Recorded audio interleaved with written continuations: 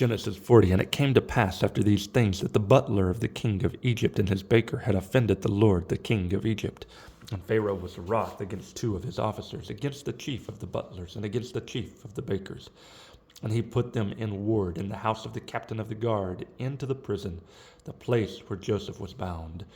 And the captain of the guard charged Joseph with them, and he served them, and they continued a season in ward.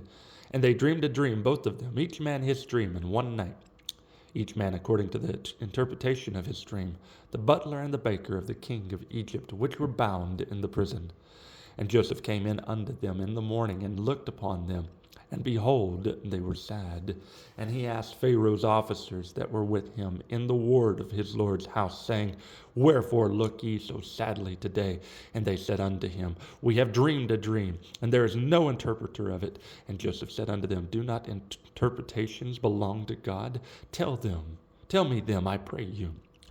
And the chief butler told his dream to Joseph, and said to him, In my dream, behold, a vine was before me, and in the vine were 3 branches, and it was as though it budded, and her blossoms shot forth, and the clusters thereof brought forth ripe grapes.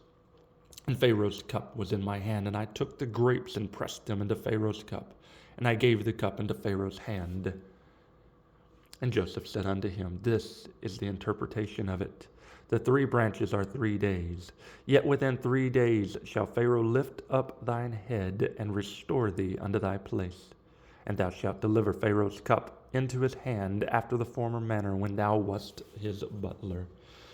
But think on me when it shall be well with thee, and show kindness, I pray thee, unto me, and make mention of me unto Pharaoh, and bring me out of this house.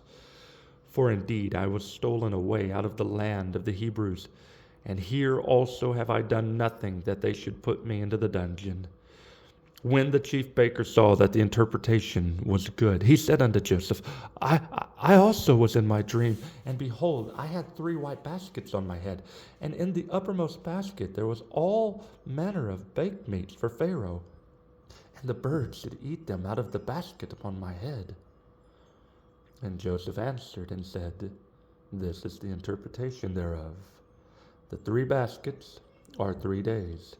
Yet within 3 days shall Pharaoh lift up thy head from off thee, and shall hang thee on a tree, and the birds shall eat thy flesh from off thee.